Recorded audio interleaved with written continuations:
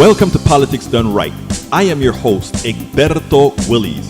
This is a progressive program that will take the mystery out of politics. This is the program that will encourage you to make sure government becomes we the people. Whether you are liberal, progressive, conservative, or otherwise, you get to air your point of view. We are an independent media outlet that, unlike mainstream media beholden to corporations, we only owe allegiance to you. Remember, you can also send me a tweet at EGBERTOWILLIES. That is at Egberto Willies. Let us engage. It is Politics Done Right.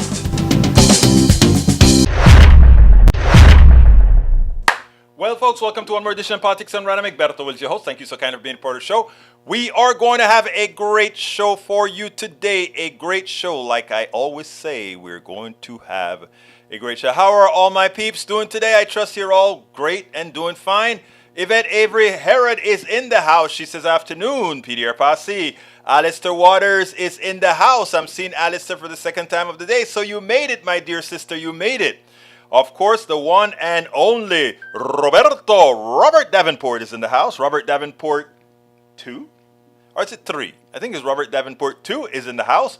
Welcome aboard. You're here early today. And then we have second instantiation of El Señor Paul Fleming Sr. How you doing, Brother Paul? Great to see you in the house. May Wood is also in the house. Melanie Keelan from Barcelona, Spain is in the house. Great to see all the wonderful people. AVQ, how are you doing? Did you give us an update? Let's see. What's your update, brother Rudnan? We need an update. You got to keep us posted. How's the leg doing? All right, anyhow, Rudnan has started with his good old news story. So let's go ahead and get busy. Carl Cox is also in the house. Hello, Carl Cox. Welcome aboard. Never fear. I agree with you, sir. Never, ever, ever fear. All right.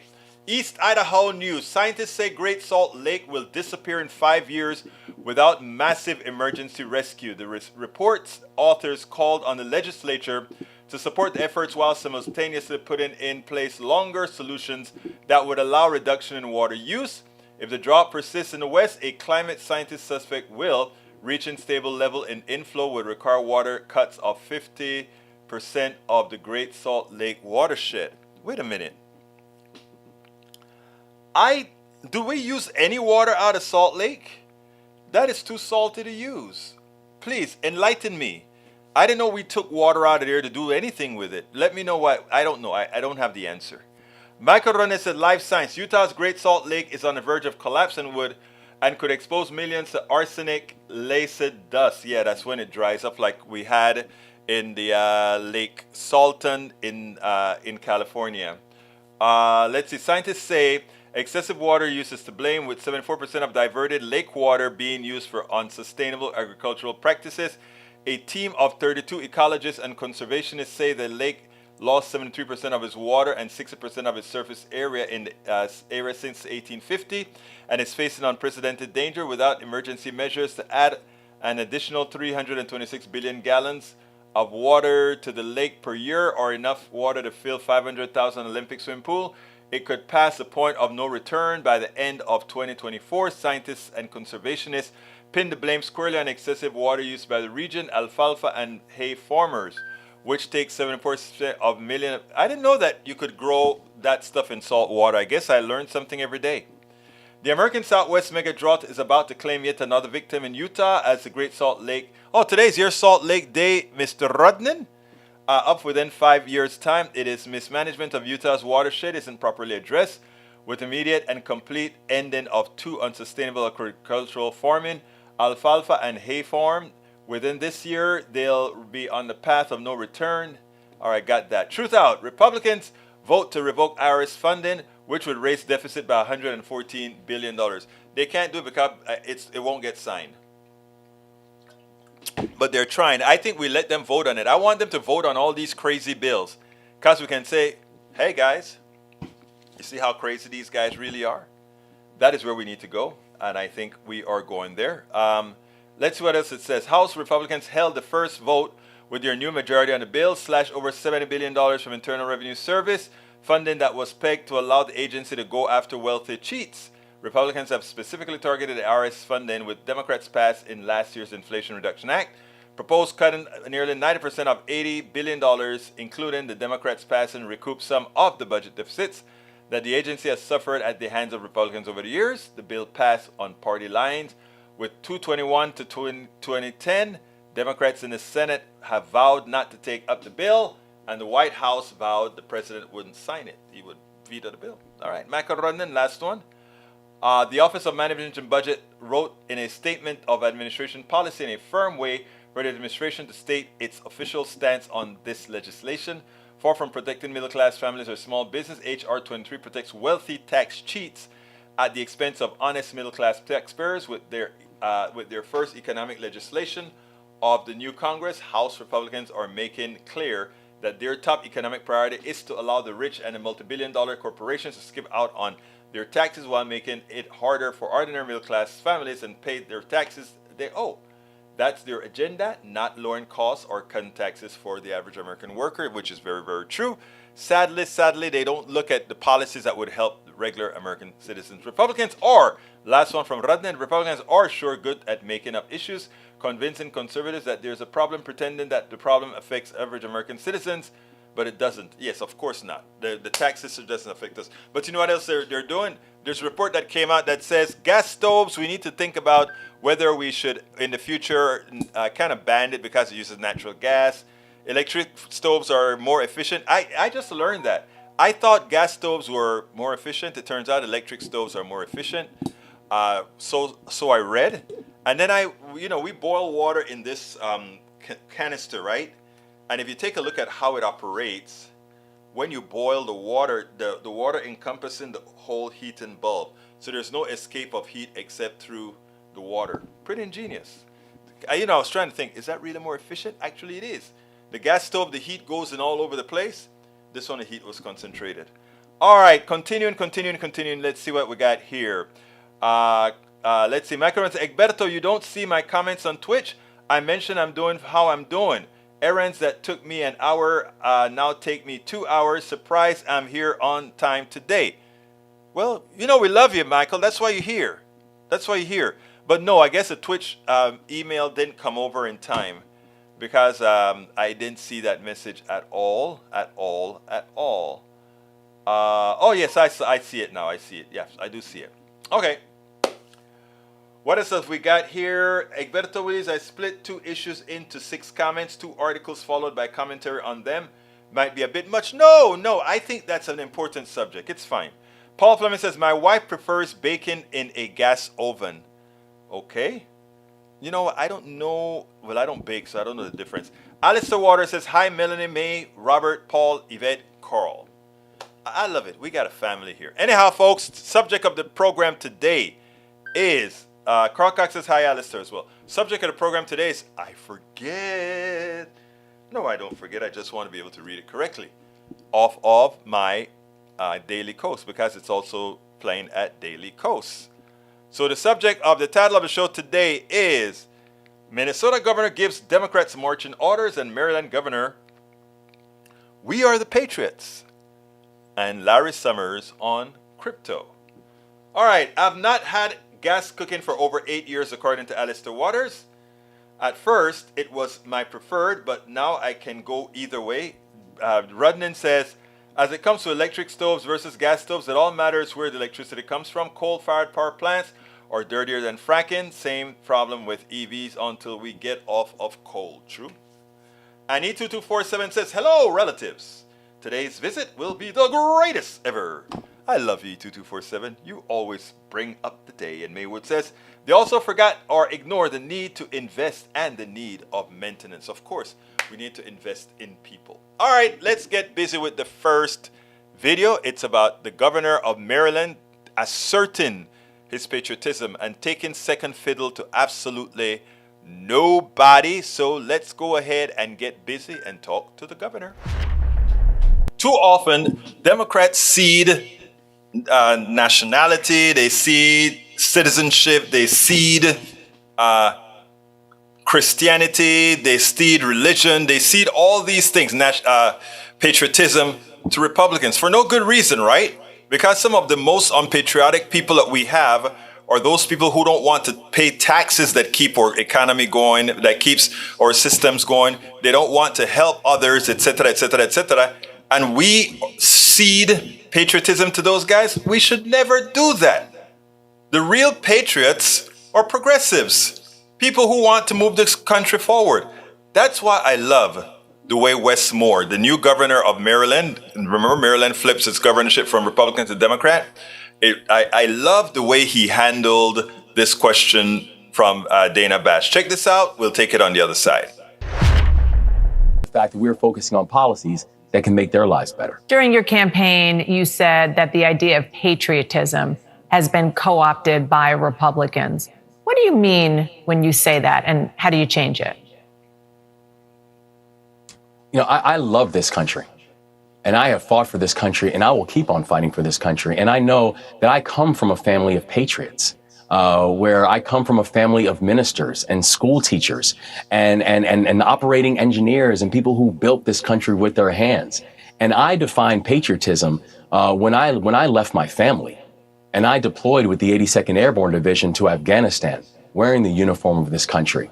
I am a patriot. I was raised by patriots, and I refuse to let anyone lecture me about what it means to be a patriot, particularly when their definition of patriotism was helping to storm a Capitol on January 6th. And I think we need to be aggressive on this, that our country is worth fighting for. But fighting for your country does not mean hating half of the people in it. And when we talk about patriotism, it means an ability to be able to lift everyone up, to fight for each other, to believe in each other, to believe that our country is great because we are inclusive. And so I think it's incredibly important. And we saw that in the state of Maryland, where we ran on that. And we saw overwhelmingly that Democrats, independents, and Republicans believed in our vision about what it means to be a patriot. And we will stand by that and continue to lead with that as our foundation. What he did there was very important. He served in the military like many other progressives have. And one thing he wanted to say as well is, we are not going to any longer cede patriotism or all of these issues to Republicans, because most of the times, those Republican leaderships, they are patriots in name only. When things don't go the way that they do, they show their lack of patriotism. Let's look at January 6th. Let's look at how they don't want to pay healthcare costs for their fellow man. Look at how they don't want to do the things that are necessary to move society forward. Again, like Wes Moore did, let them have it. Point out the hypocrisy. Let it be known that who the moral ones really are. Absolutely so. Take second fiddle to no one. All right, let's see. Going back to the chat. Deborah Myers is in the house. She says, I also used to like gas best, but have had electric for a long time and haven't had any complaints. Let's see. Bruce Pollard is in the house. He says, howdy. Let's see what else we got here. E2247 says, pushed through a set of radical House rules for the 118th Congress, which greatly limits the OC's ability to combat corruption and provide transparency to our constituents. I believe strongly in restoring the public's trust in our government and democracy. That is why I voted against the resolution. Please know that I will continue to work hard until everyone, including members of Congress, play by the rules. I agree. Alistair Waters says, Wes Moore is a really good person. Yes, he is. And you know, he's Caribbean too, man. We share a little bit. I'm Caribbean Latino. He's Caribbean AA. All right, I voted. Okay, let's see what's good. Deborah Meyer says Pinot Grigio. Pinot stands for pine, but I think you mean in name only. But I don't know what the P stands for. Did I miss something? All right. In GOP in the House rules, get an office of congressional ethics. Thank you. Oppose any attempts to weaken office of congressional ethics. Gotcha. All right, late but here, peeps. Bridge MCP, we knew you were going to be here. We know you're a tad bit late, but you're here, which is all that matters. Eric Hayes is in the house now. He says, oh my God, hypocritical is the current administration and classified documents. No, they're not. Two different issues, but I don't expect you to get that. Let's see. Carcock says, show me a conservative politician, I'll show you a tax cheat. Michael Rudnan says, what is patriotism to me? A desire to improve our nation. It's why I keep pushing for the infrastructure investment, living wages, Medicare for all, etc., methods by which we would tangibly improve our nation. Bonito, hermano, bonito, bonito, bonito, bonito. All right, Eric Hayes says, you must pay attention as the truth costs $44 billion. I know you want to say something there, Eric, but I'm not sure what it is. You don't want me to give my Jimmy Carter, not Jimmy Carter, my impersonation of, Brother Collins, what? Clinton? No, you don't. All right. 47,409 letters sent just like mine, but we need millions of letters. Daily Coast and send. Let's see what your letter says. Sign it. Okay, let's put that on the screen. This is from Brother E2247. And what I'll do is I'll put the link in here as well. Let's help out. There you go. Sign and send a petition to Congress. Oppose any attempts to weaken the Office of Congressional Ethics. And there it is on the screen. Oh, I should probably put it on the screen. Oh my God, my God, my God. I got something going that I shouldn't. There we go. There we go. You know, every now and then you screw up. And that is the letter on the screen. All right. Any more? Egberto Willis, $44 billion. Is it true? I don't know what you're talking about. $44 billion? For what? ¿Para qué me estás diciendo 44 billones de dólares? Eric, Paul Fleming says it's worth less than half. All right, let's see. Okay, so I put the link in the thing for people to sign up. I'll sign it up later. I'll sign that up later, folks. All right. Did you write that one? Is that one of your diaries, sir? Brother E2247, is that your diary or is that somebody else's diary? Because we want to, everybody who reads this, give him a hands up. All right, what time is it? 21. I'm going to wait a little bit before I play the last video. I only have 2 videos, so let's go ahead and, no, I tell you what I'm going to do.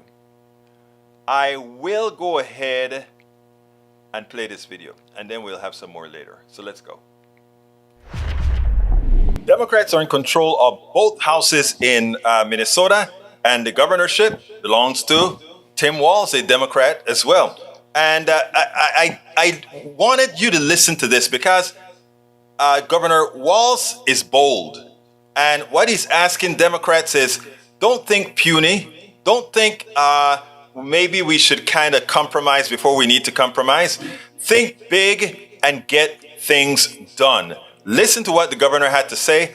More Democrats need to think like him and be as assertive. I have some additional progressive policies that I would want to put out, probably more so than most governors that get elected. But again, this guy shows that he's willing to go out there and get things done. Listen to this, and then we'll take it on the other side. In Minnesota, the Democratic Party now controls both chambers of the state's legislature. And so Governor Tim Walz is asking his fellow Democrats to, quote, think big when it comes to voting issues and other reforms the party is hoping to put into action. And so joining us now, Democratic Governor of Minnesota, Tim Walz. Governor, it's an exciting time for Democrats in Minnesota. First time in 8 years you've controlled both chambers. So how do you plan to use this new power? Well, good morning, everyone, and thank you for having us. I think we're going to use it to improve the lives of Minnesotans. They spoke very clearly in this election. One of the things here we're very proud of in Minnesota is we rank at or near the top in voter turnout in every election, and protecting that access to the ballot with, automatic voter registration, pre-registration for our 16 and 17-year-olds, felon restoration of voting rights, and then finally being able to use some of the federal money. We've been stopped by Republicans in the Senate from using the HAVA money, the Help America Vote Act, tax. And so I think moving to protect that ballot and then moving on to things that people saw are under threat, reproductive rights, abortion, access for women. And then we're going to make historic investments in education to make this the best state in the country to raise your family and have a child. So those are things that I think folks spoke clearly about. And it's not, about Democrats having power and doing whatever we want. It's moving things forward that people asked for that have been stalled. So it is an exciting time. Governor, the headline of the New York Times article says that Democrats are going on the offensive with voting rights in Wisconsin. How specifically do you plan to go on the offensive? Yeah, and I think you see this, as I said, Minnesota has a long tradition, bipartisan tradition, by the way. We don't fear the voters. They vote, and however they vote, we respect that. We've seen this attack on voting rights, attack on our elections, have an incredible Secretary of State in Steve Simon that keeps Minnesota as safe, fair elections. So we need to make sure, as we see across the country, rolling back of this, states around us, making it difficult for people to get water while they're voting. It's ridiculous to people here. So I think, again, we have same-day registration, but we need to pre-register. Everybody's there. We need to make sure that it's easy to vote. We need to make sure we have more access, as I said, using some of those federal dollars in our state surplus to make sure that we have plenty of voting places for people to vote. And we know that vote by mail is secure and safe. And when you're in a state like Minnesota, the weather's unpredictable, as we've seen across the country. Just things to expand access to the ballot, letting people vote. And however they choose to vote, that is their right to do. But this idea of we're seeing across, in other states where there's this attempt to make it more difficult to vote. In Minnesota, we want to make it as easy as possible. We know our elections are safe, secure, and fair, and we're going to lean into that, codify that, and put up a firewall because this attack on voting rights is attack on the basic core of democracy, and it needs to end. I absolutely agree with you, Governor Walz. This is Eddie Glaude, and you say you want folks to go big. Now, what is the lesson you're sending to the National Party? We know that voting rights is stalled in the House of Representatives. The John Voting Rights Act haven't been able to do much with that. So what are you saying to the National Party leaders as you go big in Minnesota around the voting rights issue? Yeah, and I say that I had the privilege of serving for a dozen years in Congress with John Lewis and many conversations about this. Went with John to Selma and listened to some of those things and understanding this is a critical time in our nation's history, and we've watched people erode that basic right. I think now if we can't get it federally, states need to take the lead. We saw that with the decision on Roe. I don't think the Supreme Court is done. And I think now we have an opportunity with folks who care about the democracy, care about access to abortion, care about public schools, care about union organizing. We need to use this as an opportunity. If there's any things Republicans have taught me, we have a slim majority here in the Senate, but Republicans always told me a one-vote majority is a majority. And that's what I'm saying now is Democrats who care about this. And this isn't about, we're going to make this state more hospitable for people to come here and teach if they want to come and teach, to start businesses. We have a strong business climate. This isn't about some strange ideology that we have. These are basic American tenets of access to the vote, access to public education, access to make your own healthcare decisions. And I just think for us to, I come from a rural district that I served in Congress. I'm willing to compromise. I'm not going to compromise on the ballot. I'm not going to compromise on women's rights. I'm not going to compromise on public schools. And I think we need to understand that the states are going to be at the forefront of that. I'm really excited that my good friend Gretchen Whitmer is in the same situation we are, because we've seen this in states where we have incredible governors like Tony Evers in Wisconsin. They have to fight against some of the most basic things. So my message nationally is that the vast majority of people agree with this. We always we scratch our heads.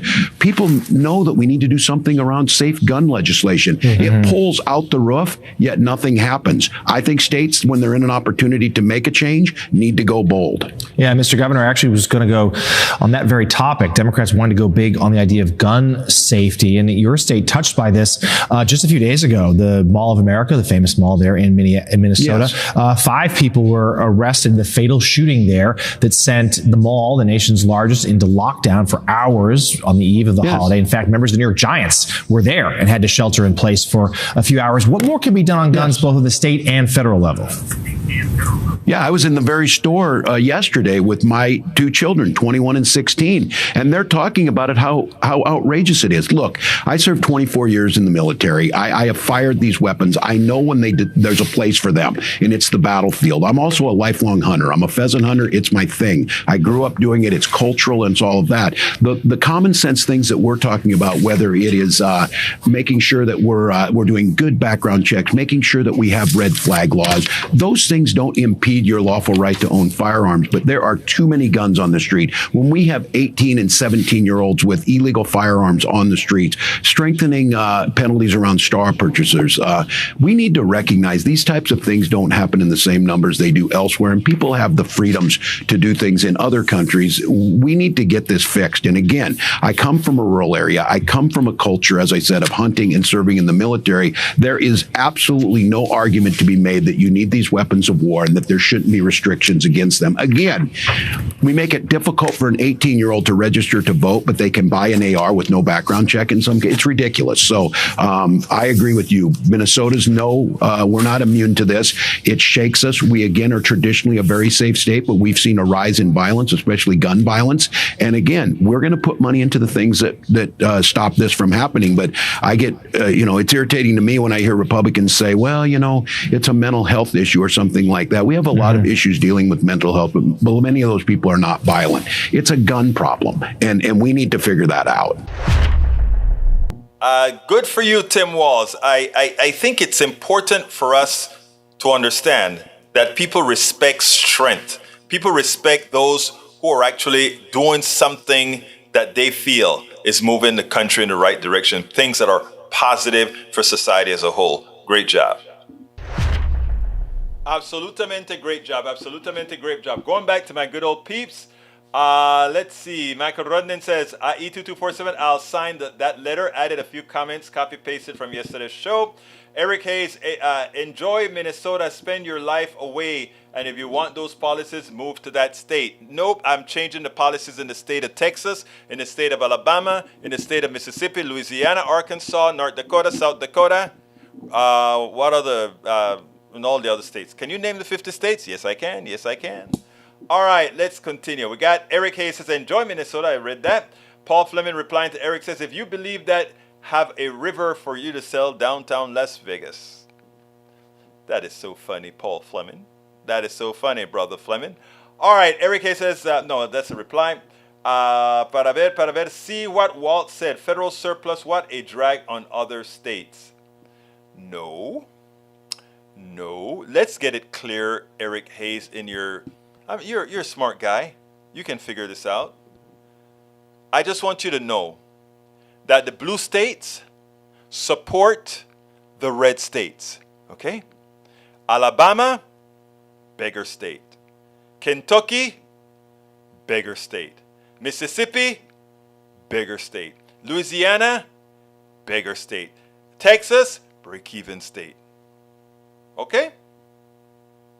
Let's be clear. California, or rather, New Jersey, New York, Connecticut, they give away a lot more money than they take out of our economy. Again, conservative policies cost the states money. It puts them at a disadvantage. That's why they're all beggar states. Okay? Just want to get it clear. Let's see what else we got here. Emma Becker says, Elon paid $44 billion to find out there wasn't much corruption in Twitter. Since he's taken over, there's been a huge influx of negativity and conspiracy theories that make our world worse. You know what's interesting, Emma? My Twitter feed doesn't look ugly. Get away from those crazies and your Twitter feed will clean up. E224 says, Egberto, that is a Daily Kos campaign to save Office of Congressional Ethics and from GOP oligarchic insurrectionists and other transnational criminals masquerading as the government. Got you, brother. Eric Hayes says, that's a different one. Bridge says, I think we should get rid of electors and just count the votes. No gerrymandering, etc. Just vote. I agree. All right. Carl Cox says, what happens to Biden and classified documents is bad. However, what happened with Biden is not nearly as bad as Trump. Trump stole the documents to sell the information to foreign powers. The thing with Biden is it's clear that these things were just found. Maybe they were using it in the office for policy. Who knows, right? But we know what Trump is up to. E224 said, Bridge, it's on it. Get rid of electors and just count the votes. I agree.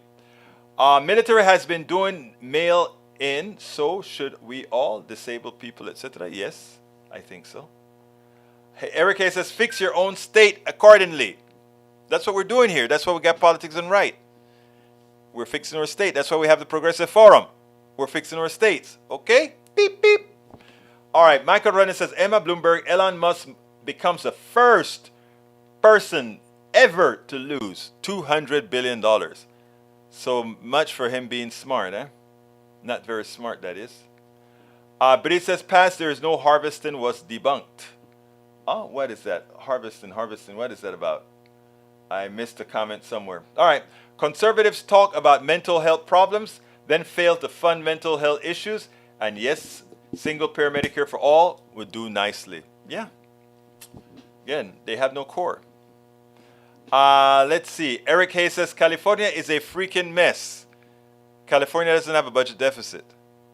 California pays its bills. California is not a bigger state. Well, I mean, it's has a lot. Well, let's see.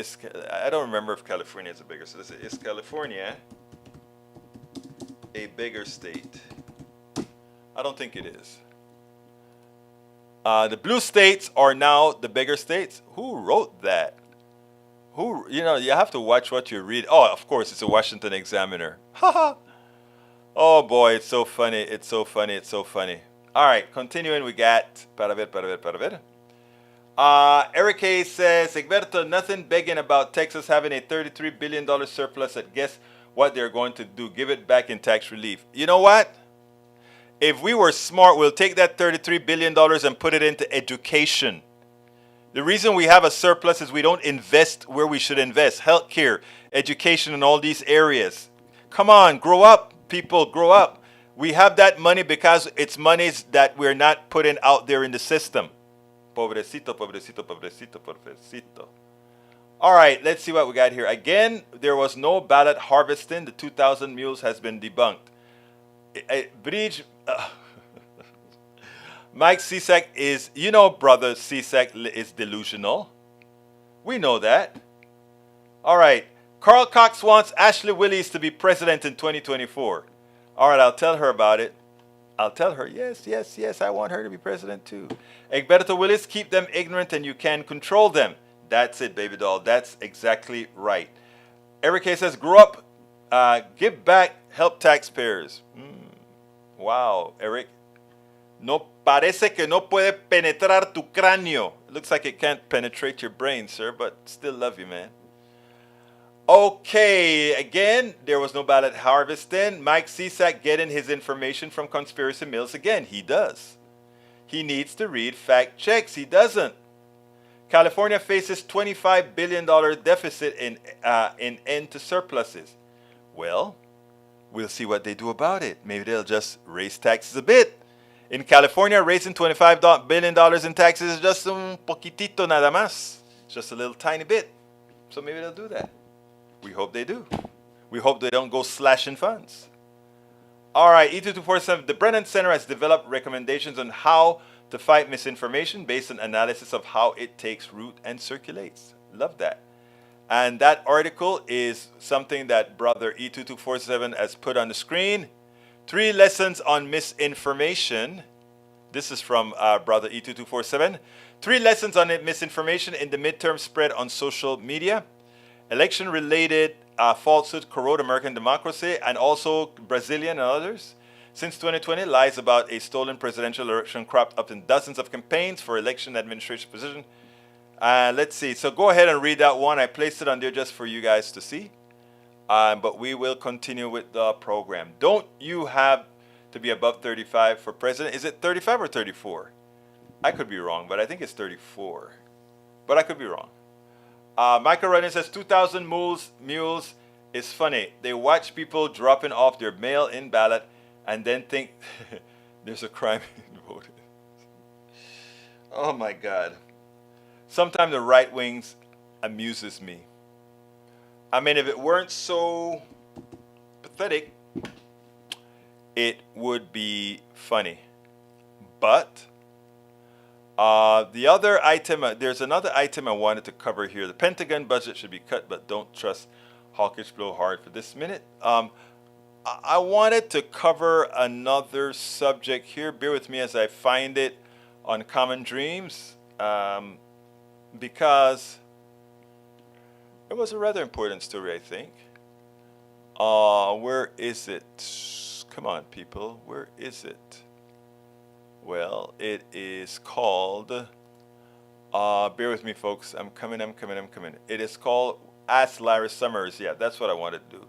Summers, I want to tackle that one. I want to point something out to you guys.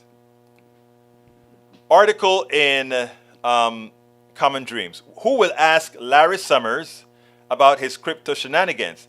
The least the media can do before he next urges a higher unemployment rate while lounging on a tropical beach is to ask him some hard questions. And here we go.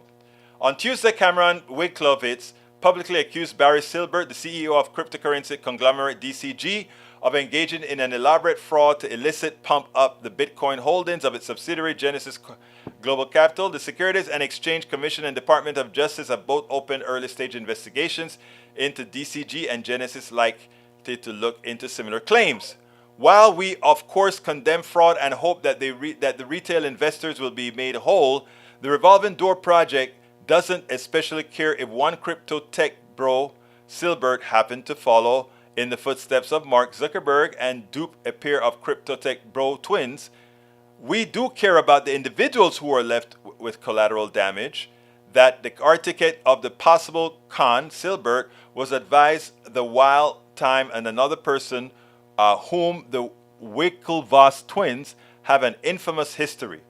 Former Treasury Secretary William Summers. According to a book about the rise of Bitcoin, Silbert brought on Summers as an advisor to DCG in 2016, specifically to open doors for him and his company on Wall Street and in foreign banks. At the same time, Bitcoin was still widely and rightly seen as a gimmick at best and a scam at worst.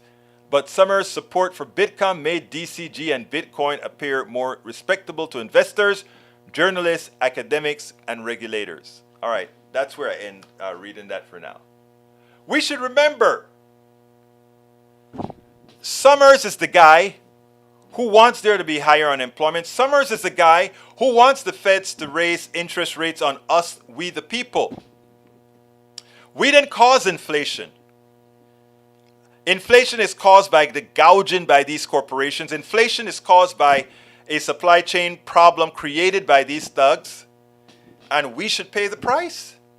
And Larry Summers wants us to keep unemployment fairly high, and he wants us to reduce the money supply because when he supports something like Bitcoin, one of the biggest frauds out there. When I say Bitcoin, cryptocurrency, one of the biggest frauds out there. Come on, man.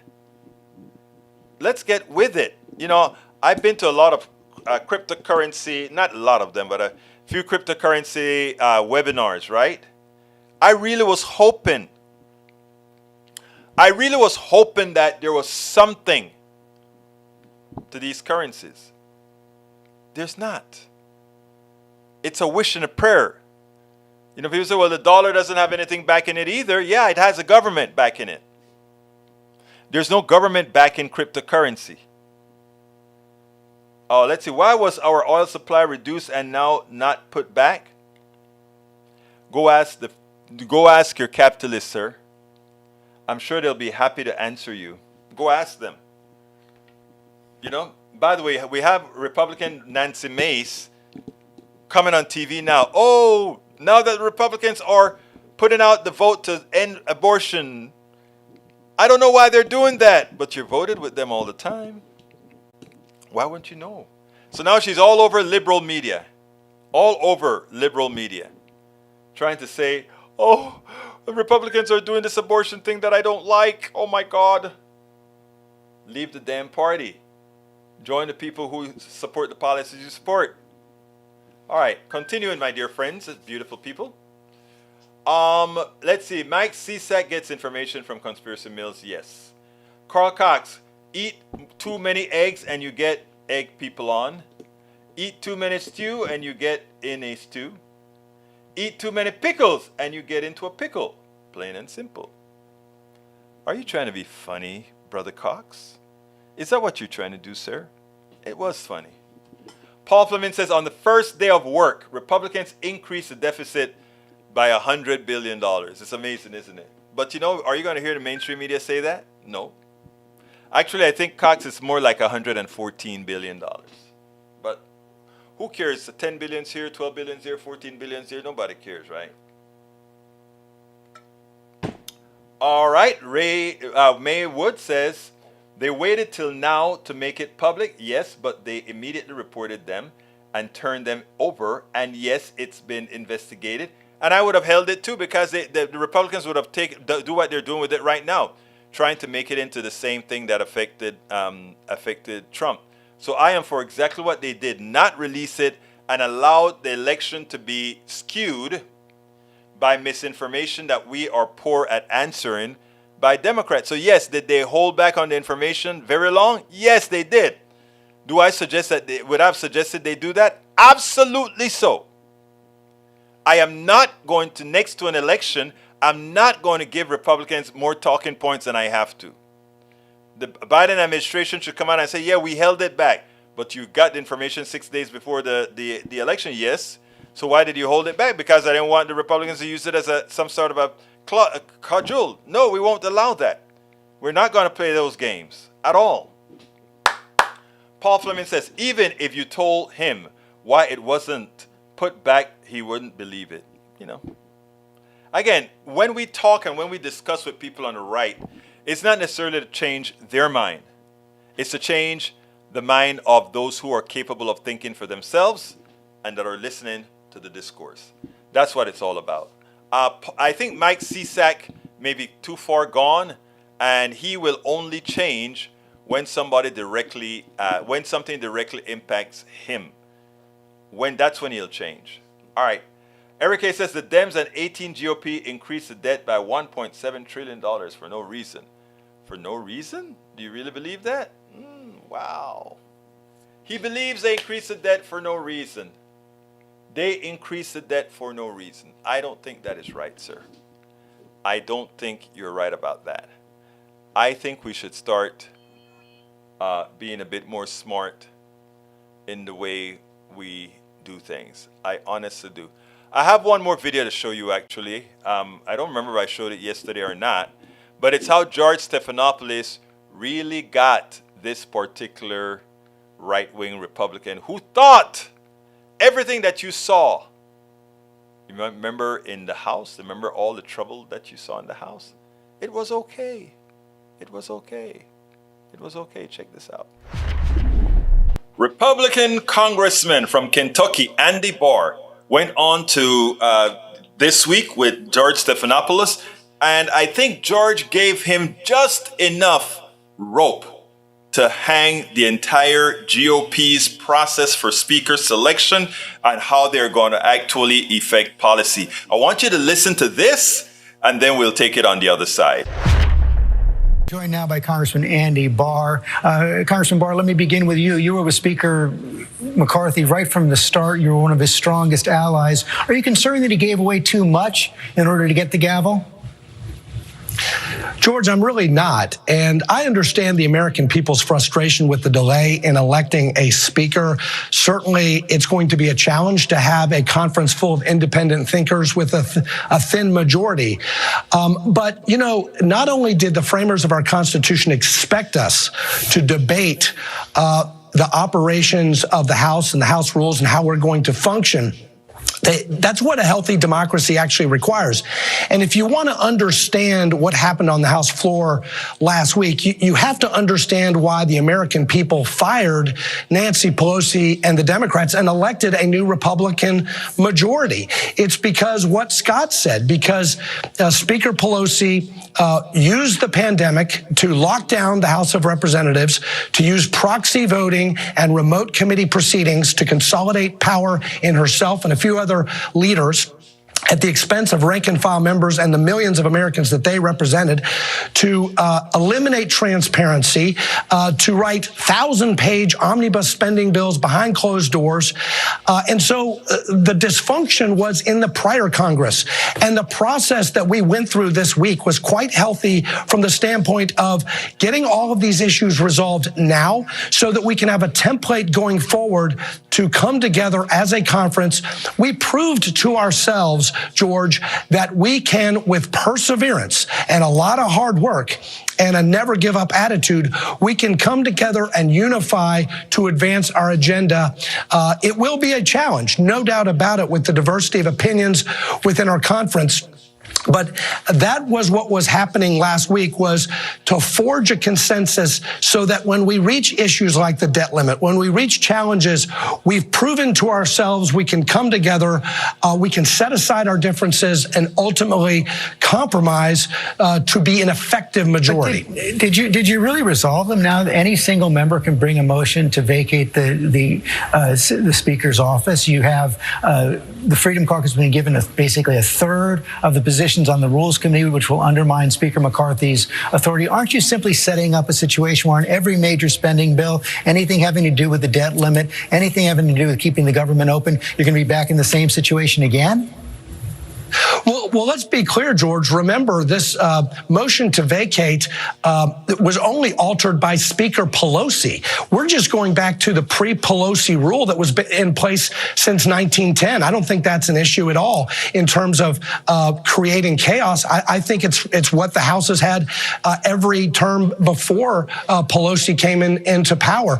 The other thing about diversity of opinion on committees, I actually think this is going to strengthen us and not weaken us as a conference. It's going to bring us together.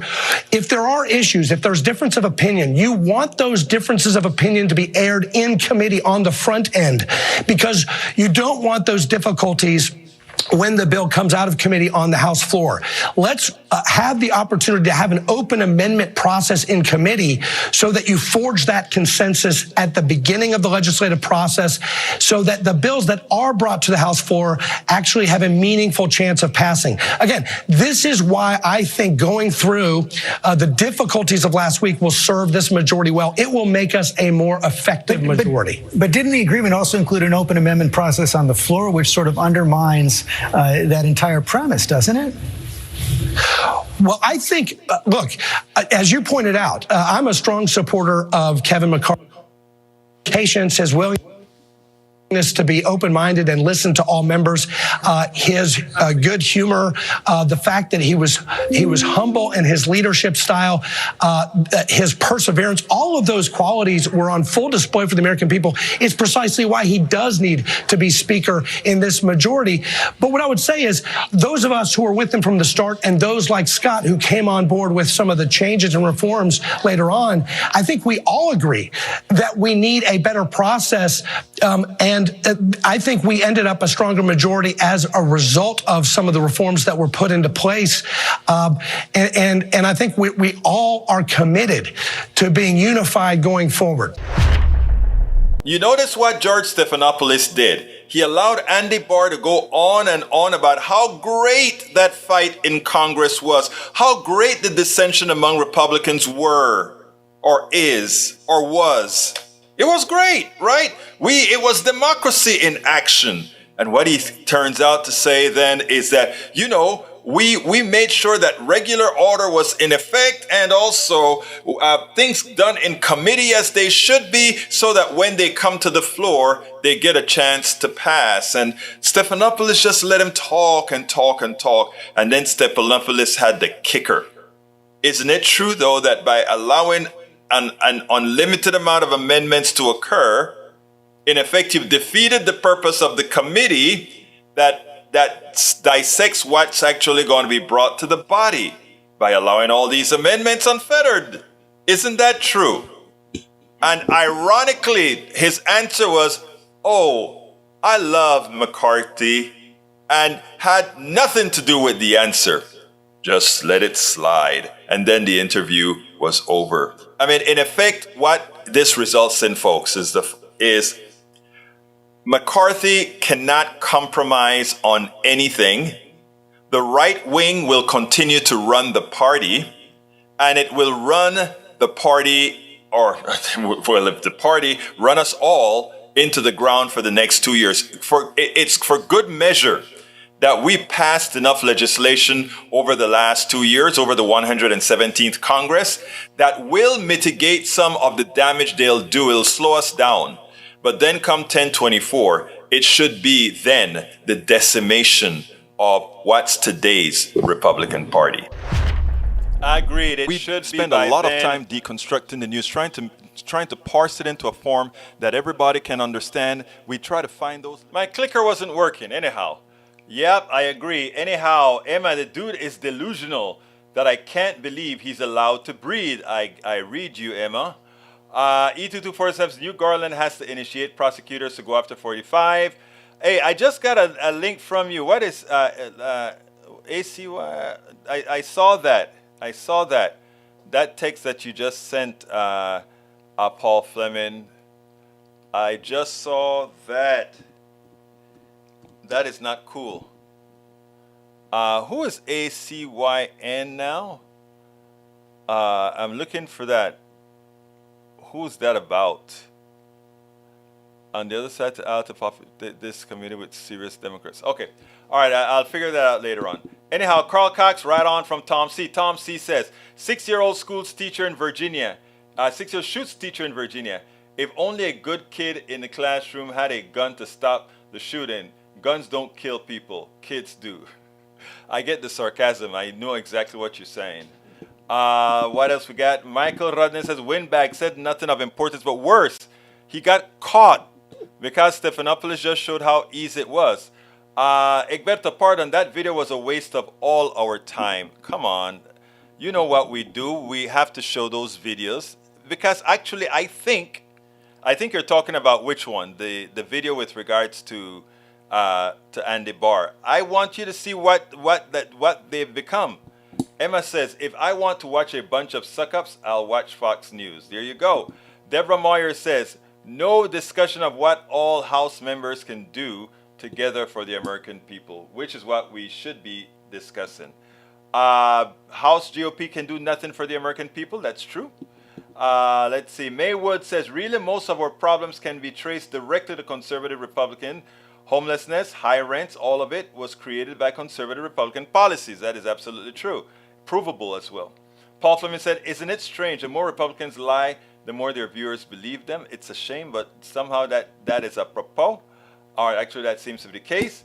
And what time is it? We only have about 3 minutes left. Let's see what else we cover here. We're done. But David Chan, welcome to Chaos of the House GOP. David Chan, welcome to Politics Done Right. I don't think I saluted you earlier, so welcome. And Deborah Myers, that goes for you too, as well as Emma Beckers. I love that you all are here. Please remember that we want to share what we discuss here for good reason. I interviewed somebody that was roughed up by the cops yesterday. I'll try to get that for you tomorrow or the day after. Let's see. It's funny how Republicans talk about themselves when referencing other people. It's called projection. Repeat after me. Projection. Projection, projection, projection. But anyhow, I think it's time for me to say, folks, please support our program. How can you support our program? Simply go to politicsandright.com/support, politicsandright.com/support, and you'll find all the links to support our program. I'm about to put that up right now as well. So if you want to support us on PayPal, however, either one time or several times, go to politicsandright.com/PayPal. You want to support us on Patreon, which we need a lot more Patreon, please consider supporting us at politicsandright.com/Patreon. You want to support us on by going to our store, politicsandright.com/store, and you can support us at getting our books by getting our books, politicsandright.com/books. Emma Baker says, "Have a great night, Egberto." I will. And you know why? Just because. I got a lot of writing to do tonight, which I will be doing. Let's see. Bree says, "Thanks all. See ya, Tom. Thanks, Egberto." Yeah, let's go ahead and I'm going to try to have a special interview for you guys this week, but I'm not sure if I'm going to get it yet. I'm going to try. Thank you for liking the shirt. My wife finally told me what she paid for them for. I got 3 of them for Christmas, so that she said she didn't like my look on air, so she wanted to get a nicer cut, which is why I'm wearing. So she got 3 of them that I rotate out. Paul Fleming says, "It's sad that some of your listeners for over a year are very slow learners, if at all." We're planting seeds, but it's not just for them. It's for people who seem to think like them, but are not. Actually, Paul, I think the sound is going out. Please check your system. But anyhow, my name is Egberto Willies. This is Politics Done Right, and you guys know how I end this baby. I am what?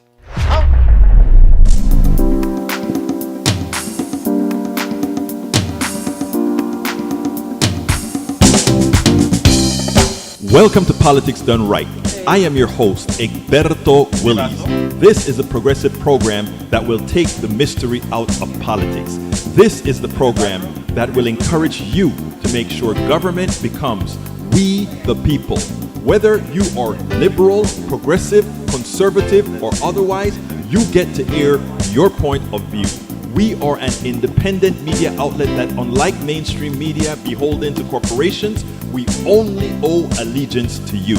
Remember, you can also send me a tweet at EGBERTOWILLIES.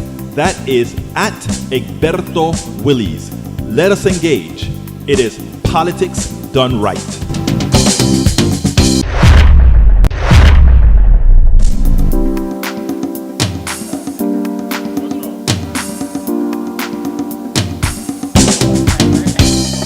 Welcome to Politics Done Right. I am your host, Egberto Willies. This is a progressive program that will take the mystery out of politics.